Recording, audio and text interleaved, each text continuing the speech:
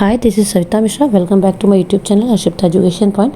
Today we will do question number 1 of exercise 10.1 from chapter 10 trigonometric ratios from RD. Let's see what the question says. The question says in each of the following one of the 6 trigonometric ratios is given.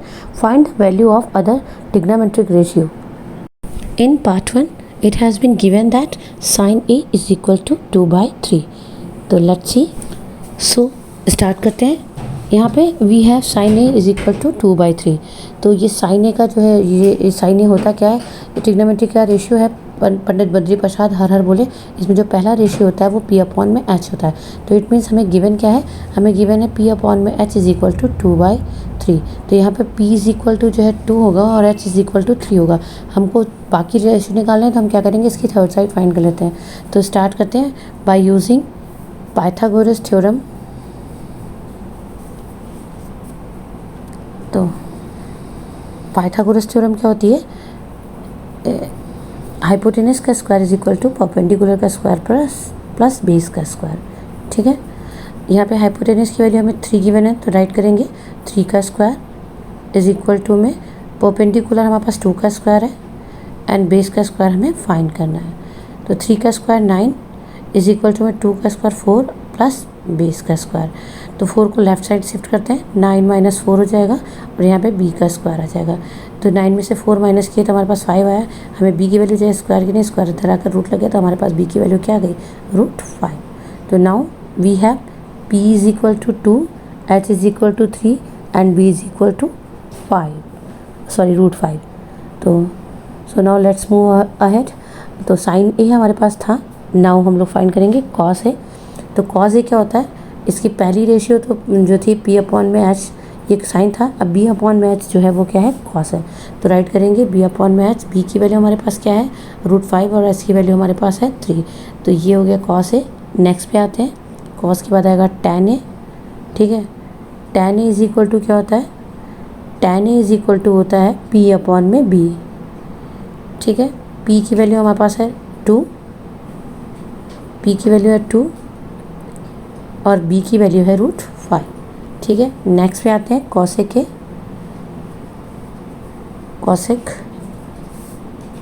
Cosec ए ये is equal to होगा h upon में p के.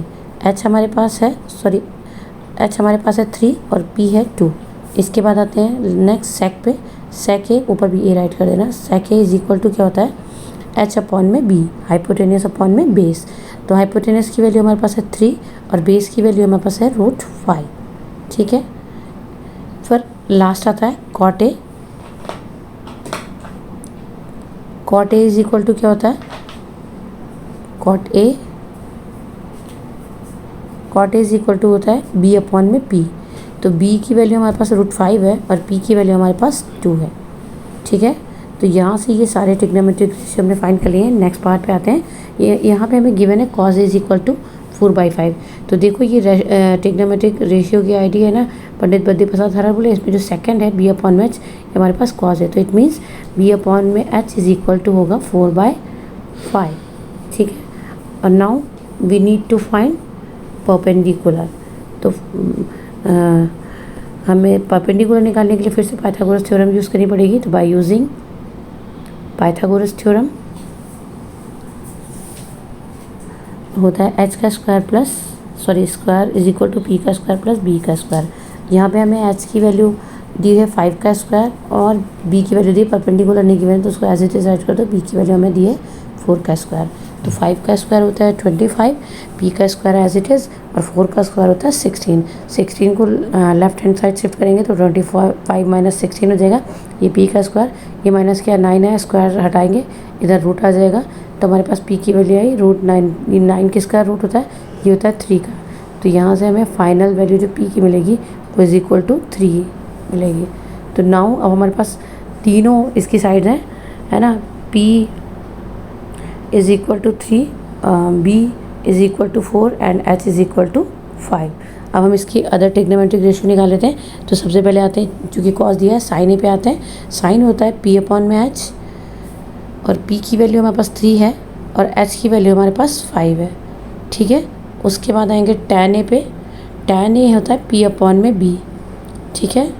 p की value हमारे पास है 3 और b की value हमारे पास है 4।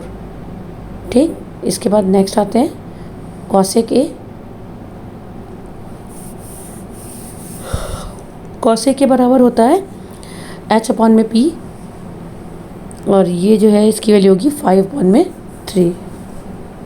उसके बाद नेक्स्ट आते हैं सेक ए पर। सेक की वैल्यू है h अपॉन में b, sec A is equal to h upon में b इज इक्वल टू हो जाएगा 5 अपॉन में 4। लास्ट है कॉट ए।